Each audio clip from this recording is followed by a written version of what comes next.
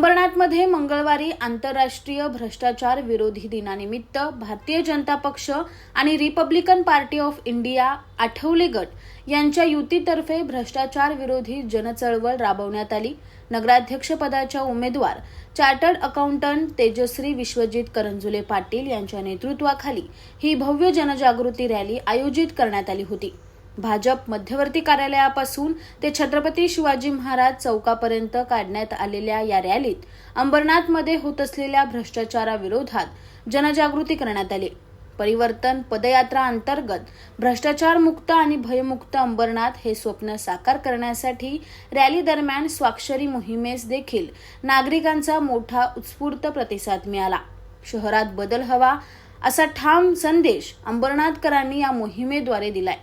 या कार्यक्रमाला नगरसेवक पदाचे उमेदवार ज्योती डोंगरे, छाया ईश्वर निकम, मंजू धल, ऐश्वर्या मोटे, रीना मोरे, मलप्पा सांगोलीकर, रुपाली लठ्ठे, महेश मोरे, हेमंत जाधव, कांचन मिश्रा, चैताली जाधव तसेच अनेक पदाधिकारी व कार्यकर्त्यांची मोठ्या संख्येने उपस्थिती होती।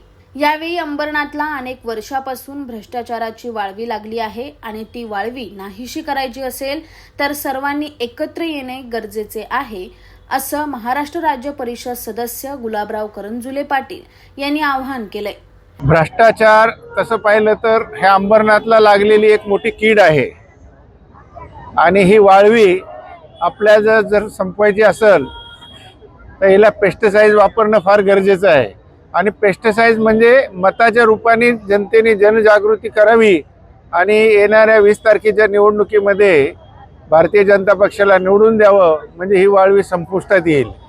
आपल्याला माहीत असेल की गेल्या अनेक वर्षापासून या अंबरनाथवर ज्या पक्षाची सत्ता आहे, जे नगराध्यक्ष होऊन गेले ते 7वी 8वी शिकलेले नगरसेवक या ठिकाणी होऊन गेले। वाटेल तिथं सह्या करणं, वाटेल तसा भ्रष्टाचार करणं, कायद्याचं भीती नसणं आणि जंगलराज आजपर्यंत चालू होतं। त्याच्यामुळं नागरिक त्रस्त आहे, नागरिक सुविधाचा बोजवारा वाजलेला आहे।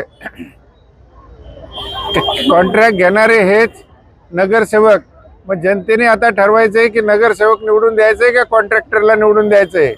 कचऱ्याचं कॉन्ट्रॅक्टर यांचंच, संडासचं कॉन्ट्रॅक्टर यांचंच, झाडूचं कॉन्ट्रॅक्टर यांचंच, माणसं सप्लाय करायचं काम यांचंच। म्हणजे याच्यातून इतका मोठा भ्रष्टाचार झालेला अंबरनाथमध्ये की अंबरनाथची आर्थिक व्यवस्था खिळखिळी झालेली आहे।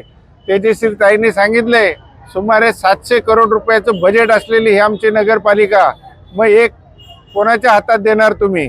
आता तेजश्रीताई ह्या CA झालेल्या आहेत आणि त्यांचा जो अनुभव आहे 11-12 वर्षाचा या अकाउंटिंग सेक्शनमधला, तर कमीत कमी अंबरनाथमध्ये जर असे उच्च शिक्षित उमेदवार निवडून गेल्यानंतर कमीत कमी भ्रष्टाचाराला आळा बसल।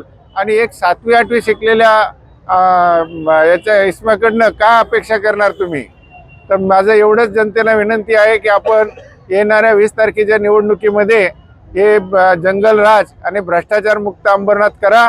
आपल्यासाठी एवढीच खूप मोठी गोष्ट आहे आणि हे आपण केल्याशिवाय राहणार नाही। पूर्वी कसे होते पाकिट मारायचे ट्रेनमध्ये, पण ते आता काहीतरी हे असे नाही तर असे पाकिट मारतात लोकांचं। आता पहिले कसं रुपयावर होतं, आता मोठ्या प्रमाणावर करोडो रुपयाची पाकिटं मारतात। हे इतक्या भ्रष्टाचार आहे की आता तेजश्री ताई आल्याच्या नंतर सगळ्यांना कळल की कोणी कोणी किती खाल्लेत, त्याचा हिशोब त्यांना द्यावा लागणार आहे।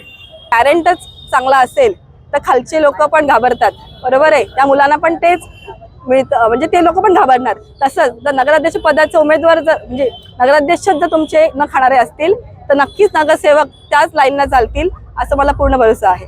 आव्हान इतकंच आहे माझ्या लोकांना की भ्रष्टाचार मुक्त, कारण की इतके वर्ष फक्त भ्रष्टाचारामुळे आपलं अंबरनाथ शहर हे मागे पडलेलं आहे आणि अंबरनाथला पोखरला गेलेलं आहे। आता पुढे जायचं असेल अंबरनाथला तर भ्रष्टाचार मुक्त केलं पाहिजे आणि जे पैसे जे निधी आपल्या सरकारला आपल्या अंबरनाथ शहराला मिळतोय त्याचा पै ना पै त्या कामासाठीच उपयोग केला जाईल, असं मी सगळ्यांना आवाहन करते की त्यांनी भ्रष्टाचारांना साथ न देता आम्हाला साथ द्या आणि विकासाला साथ द्या। रॅली दरम्यान नागरिकांमध्ये उत्साहाचे वातावरण असून शहर बदलाच्या दिशेने वाटचाल करत असल्याचे चित्र यावेळी पाहायला मिळाले। ब्युरो रिपोर्ट, न्याय दरबार, अंबरनाथ।